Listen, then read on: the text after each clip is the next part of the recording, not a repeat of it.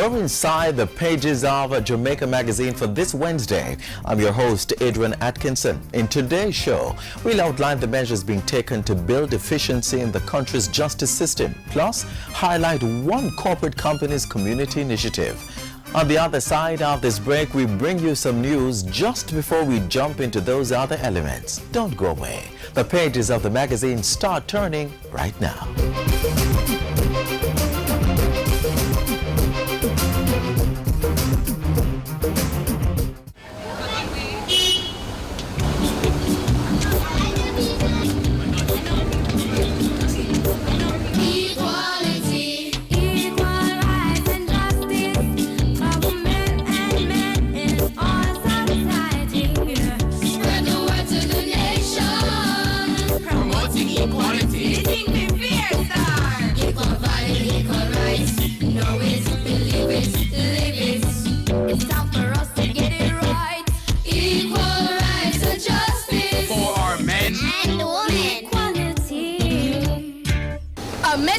The Bureau of Gender Affairs and the Dispute Resolution Foundation, paid for by the UN Women Fund for Gender Equality.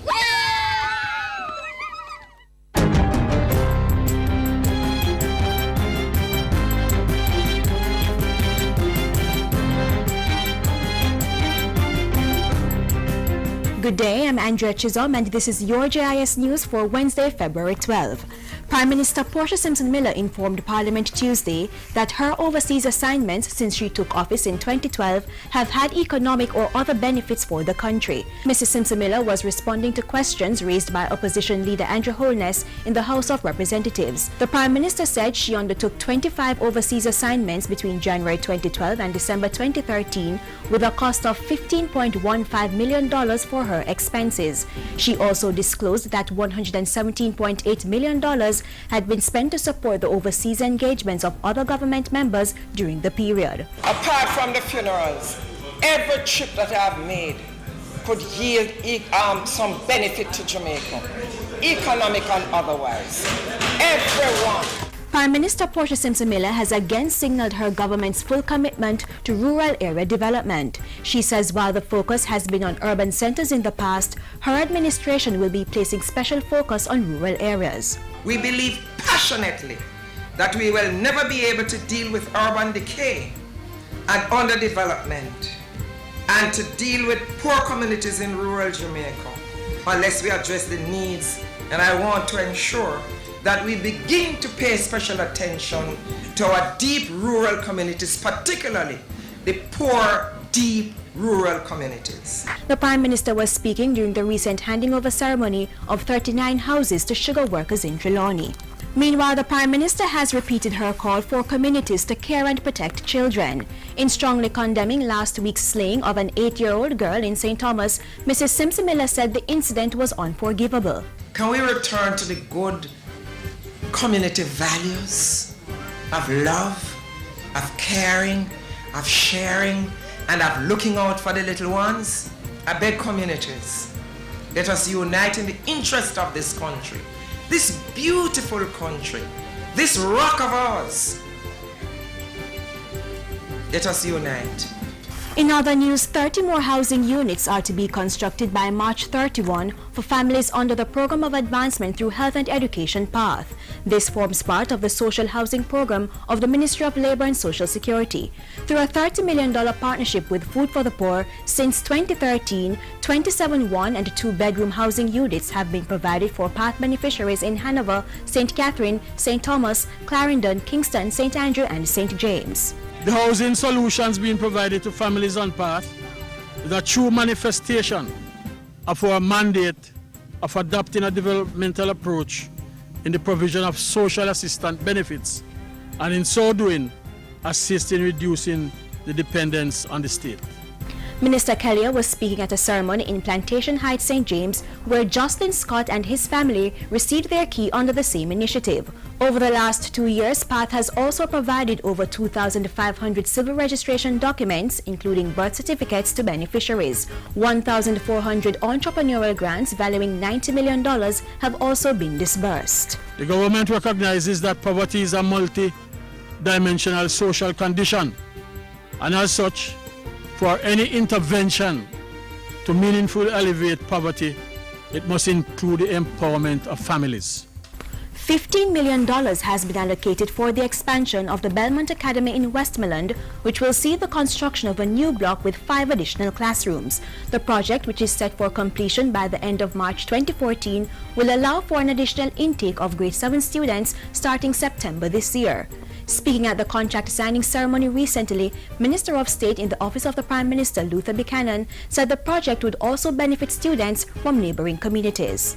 This is an opportunity to allow that travel load to be less and the savings in the pocket of the parents.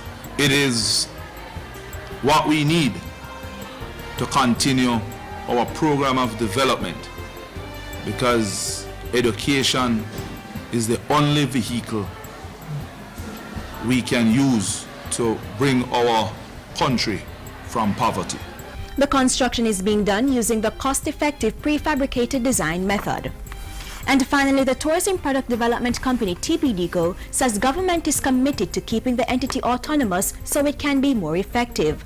Maxine Henry Wilson says the merger of TPDCO and the Tourism Enhancement Fund was previously considered as part of the Public Sector Transformation Program. She, however, says it became clear that such a merger was not the most viable path. It was reconsidered based on the analysis which said that if you had both the funding agency and the project management agency, you may end up with some conflict of interest. Mrs. Henry Wilson told JIS News recently that the TPDCO continued to improve its functions to ensure a sustainable tourism sector. And that's it for JIS News today. I'm Andrea Chisholm. Thank you for watching.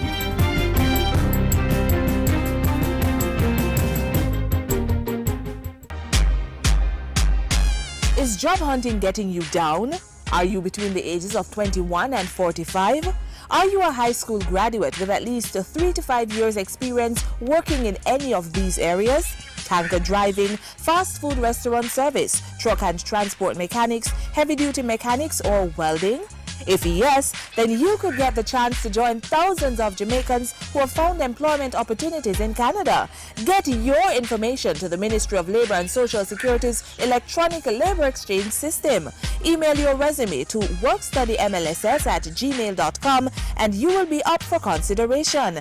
Act now and increase your chances for employment. For more information, contact the Labour Ministry at 922-3904.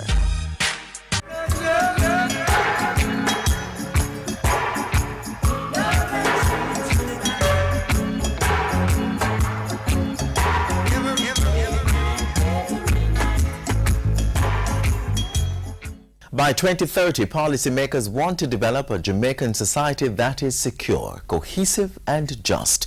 And they've penciled out some strategies that will help us get there. In this week's examination of government's priorities for the financial year, justice reform takes the spotlight. Here's more.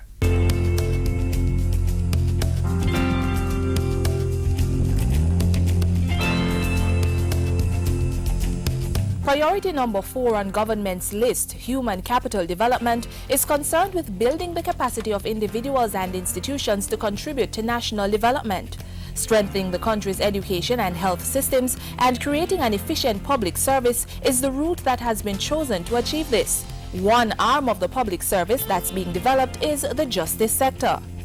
In our bid to enhance the administration of justice and access by citizens to justice, Jamaica remains committed to reform the justice system. Building efficiency is a prominent feature of those efforts, and the strategies that have been put in place to achieve this include providing additional court infrastructure, increasing staff complement and training opportunities, developing modern record-keeping practices, and reducing case pileup in the courts.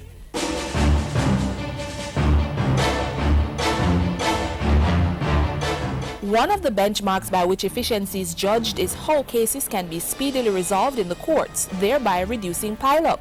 To assist in the effort, the Justice Ministry has developed a comprehensive backlog reduction strategy, which includes firstly reducing the number of cases that have to be dealt with through the court system.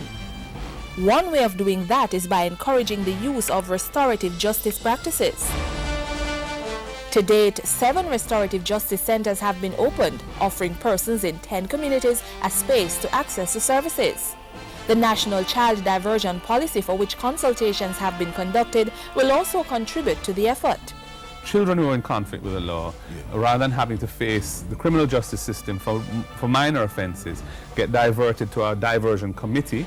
Each parish will have one, which will have key stakeholders on it who can look at the needs of the child and the particular condition that the child is in and the problems they face, and identify solutions for that child's problems, which, if followed through, would keep the child out of the criminal justice system and they wouldn't face a trial.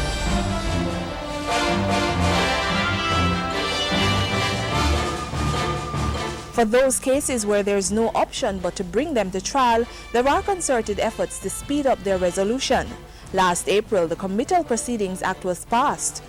The purpose of the legislation is to modernize the procedure, the pre-trial procedure that applies to cases that are tried in the circuit court by jury. When it's enforced, it will allow for preliminary inquiries to be abolished in resident magistrates' courts. The strengthening of criminal case management is also being spearheaded by the Case Management Unit. The idea is for defense and prosecuting attorneys, along with judges, to find ways of strategic collaboration to achieve greater efficiency in the disposal of criminal cases. It is not desirable for any criminal case to proceed to trial unless a case management conference has been held to address outstanding issues which could be dealt with before the commencement of the trial. Otherwise, as I have noted on many occasions, trials of matters will proceed with seemingly no end in sight, and this situation is to be avoided at all costs. While those initiatives are progressing, stakeholders have not forgotten that file management in the courts have to be modernized as well, so better court reporting equipment is also being put in place. In the last few months, 21 new real-time steno-writing machines, 7 new desktop computers and 10 new laptop computers plus 2 high-end servers have been placed in courts island-wide. An automated case management system has also been instituted at the Office of the Director of Public Prosecution, DPP. We must continue to take whatever practical steps that are necessary, for example, to manage the cases in the system efficiently and effectively in order, for example, to reduce delays in our courts and improve the delivery of service. I, Carol Pauline Magnatal, that I will be faithful and to the people of so help me God. Efforts are ongoing too to increase the staff complement in the justice system. Some of the most recent additions include 5 Court of Appeal judges sworn in January and 40 judicial clerks who graduated from the Justice Training Institute in December. And of course, infrastructure development has to go hand in hand with increased staffing. In December, a $245 million contract was signed for Phase 2 of works to Justice Square. So far, the basement and the first 2 floors located in the former National Commercial Bank building have been renovated and remodeled as courtrooms and chambers for judges with a registry and holding area. On completion, it will also house a police post and will allow for further recruitment of staff to carry out the ministry's work. Infrastructural work on courts in Montego Bay, Black River, Buff Bay and Santa Cruz is also taking place.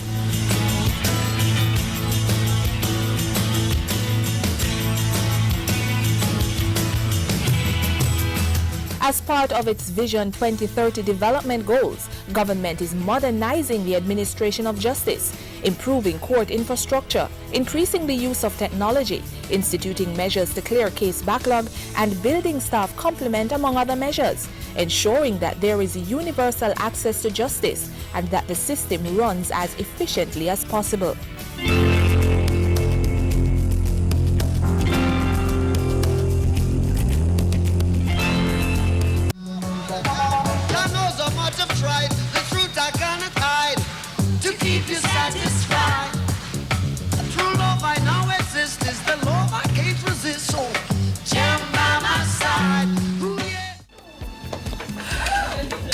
Every time there's a strong breeze, we are full up a leaf.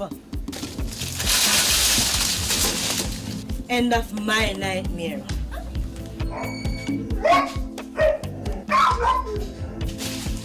She can't chop them and go over tree and get away with it. It's a bearing fruit tree. It's alright. Me and I will have it out in here today.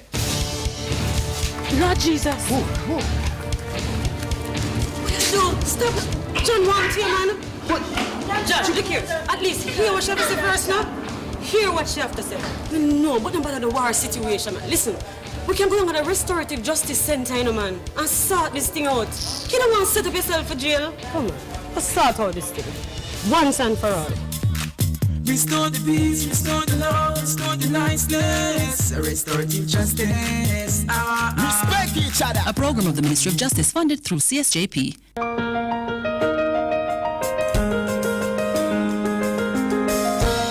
All of us, either as individuals or groups, have a role to play in ensuring peace and justice prevail in the society.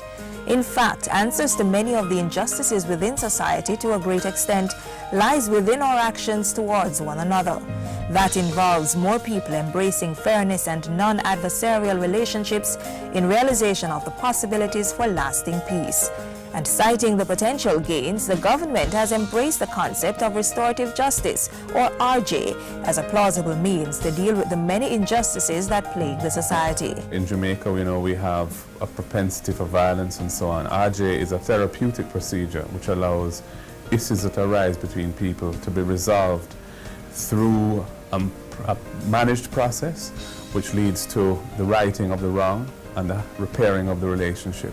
To begin with, the Ministry of Justice, through its Restorative Justice Unit, trained volunteers to become restorative justice facilitators as it moved to put RJ into practice. A pilot implementation was started in 4 communities but has since expanded to several others across the island. That process is administrative, but legislative changes would formalize RJ into the justice system. Restorative justice was essentially formally introduced to Jamaica, coming out of the West Kingston Commission of Inquiry of 2001-2002. With support from UNDP, that's the United Nations Development Program, we then embarked on the development of the policy. The restorative justice process is voluntary and starts with an offender accepting responsibility for his or her action, then taking steps to repair the harm, rebuild relationships, or compensate the victim. Attention is drawn to a case by a referral process. There are 5 referral points for the Restorative Justice Program. The first referral point is directly from the communities. So pastors, justice of the peace, community leaders, or just community persons who are aware that there are disputes or issues in the community can contact the Restorative Justice Center and refer the case to us.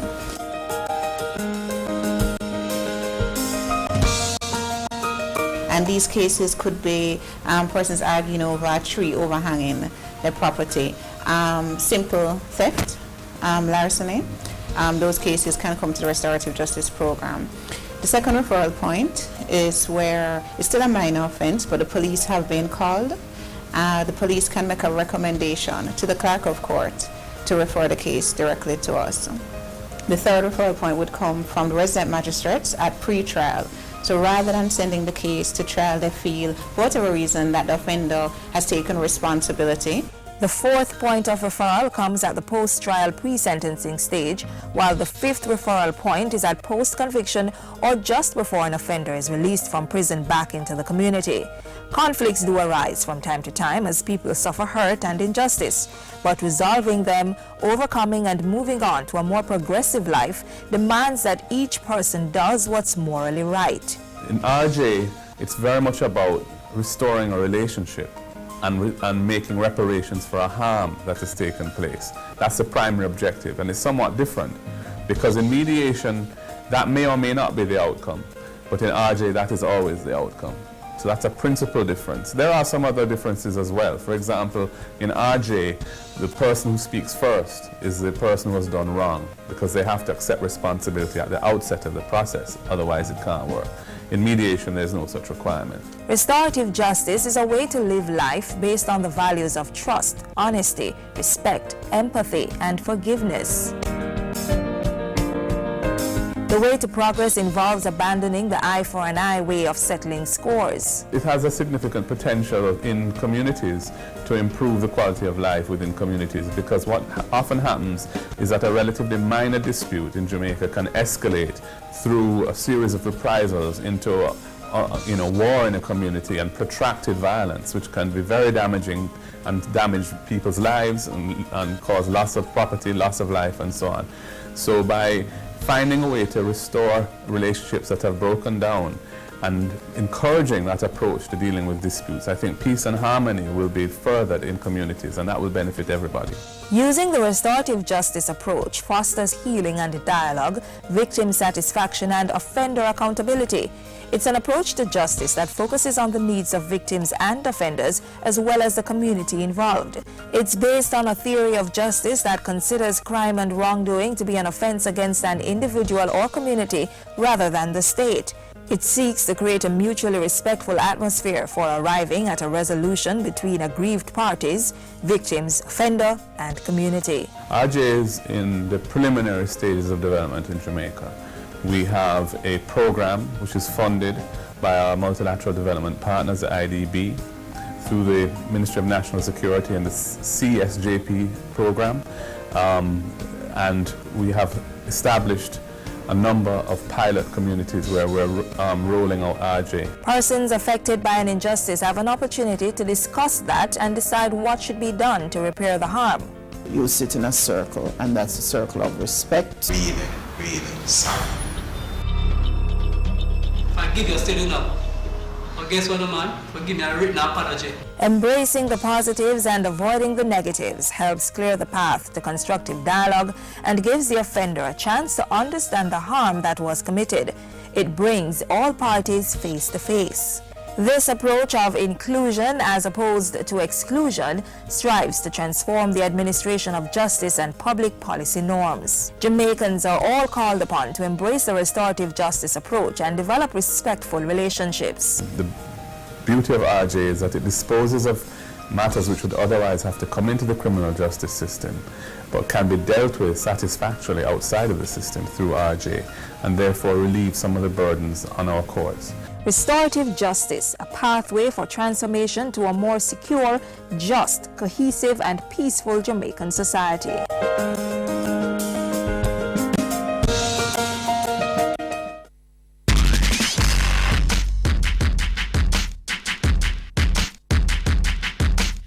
People can become more progressive and succeed personally and collectively by uniting around common positive goals. In any endeavor, unity is strength. It allows for the unleashing of the cooperative process that pushes ordinary people to achieve extraordinary results. When people unite, it creates an environment for sharing knowledge and skills. Tools for bringing about quality and efficiency in all efforts we must pursue. United cooperative efforts are indeed the means for us to progress, as it reduces the burden of our workload. Let's all unite for our personal and collective development and make Jamaica the place of choice to live, work, raise families, and to do business.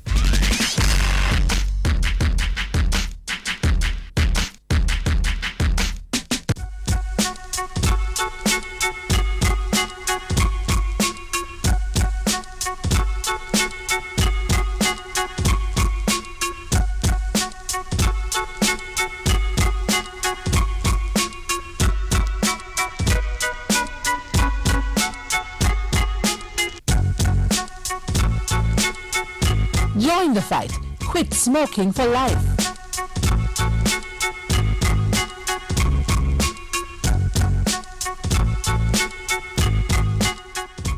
Businesses right across Jamaica take their commitment to community development seriously. Recently, Petrojam Limited took action to help in keeping citizens healthy through its annual health fair. We have some highlights.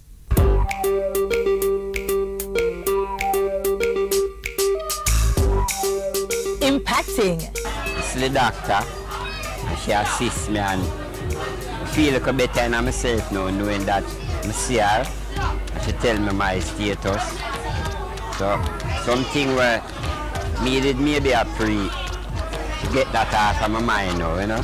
A one-stop shop for medical services and more. I do my pressure check and I do my mammogram, and it's okay. I do the eye test and I do the cholesterol. Yes, Petrojam Limited has hosted another successful health fair. Over 300 persons from the Greenwich Farm community and its environs, some as far as Seaview and even Constant Spring, were granted access to over 13 health services on the grounds of the refinery, all free of cost.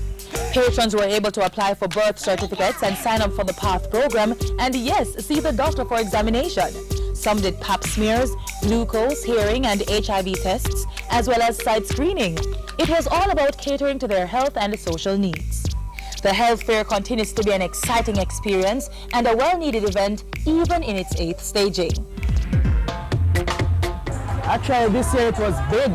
The persons are maximizing on the services more. We have a shuttle service in place for the elderly and pregnant and persons who have problems coming. The shuttle service was used up a lot this year. The health fair was planned by the Community Outreach Committee, made up of employees within the company, who in turn include family members and friends to serve as volunteers to get the job done. At this year's health fair, another batch of volunteers was added to the mix. They came from Petrojam's graduate internship program. Being here at Petrojam, you adapt to the culture of service, of volunteering, of the spirit of community. So, it was just natural for me. I couldn't let this opportunity pass. I had to be here and had to be a part of the team, the Petrojam team. What stood out for me today is the support by different organizing bodies. There are people from the health ministries, from ODPEM. So many persons came out and support because they thought it's also important. So that really just, it really blew my mind. We believe based on feedback we have been getting from the community persons, they like how they are treated and they really enjoy what Petrojam is doing for the community. Petrojam believes in building Jamaica through community development, and as such, the company has gone much further than focusing on the physical well-being of community members. We also partner with the Greenwich All-Age School. We provide GSAT scholarships to their 2 top students every year, a boy and a girl. We actually have that program for quite a few years now. I had our 2 GSAT scholars who graduated from Fifth Form recently, so we're really proud of that fact. We provide a homework center for the GSAT students, and so they can come here. We let them have access to the internet. We have an instructor who is a trained teacher who assists them with their lessons and help them along. We provide assistance not only to the Reggae Boys, but we provide assistance to the Greenwich Hall Football Club. They have hit the nail on the head. I'm proud of Petrojam, very proud. Me appreciate this, because we don't have to pay nothing, and I'm glad to see it. Because right now, me sick and me can't afford doctor bill. And doctor bill right now too expensive. Petrojam has been doing good for the community. Another year, another successful staging. Petrojam thanks all its staff, sponsors and participants for their support.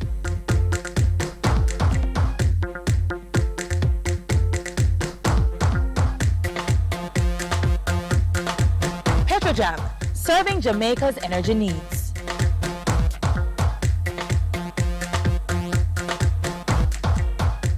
I needed help to expand my business, but the banks only wanted to be up in my business. The high interest rates were killing my business. They're never really business with my business. At the Exim Bank, we have your business needs covered. Our application process is easy, and we provide loans at competitive rates for the productive sector, from renewable energy projects and working capital to plant upgrades or expansion and export financing. Come in and talk to us today. The Exim Bank, on the road to success. You are going to want us in your business.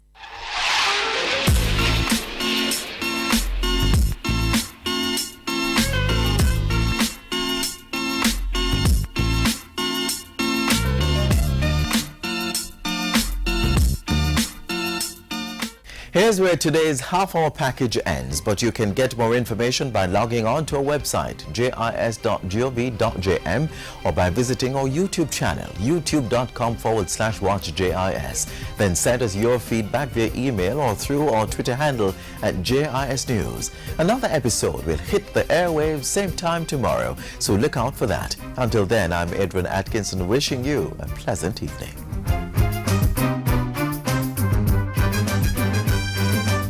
This has been a production of the Jamaica Information Service, the voice of Jamaica.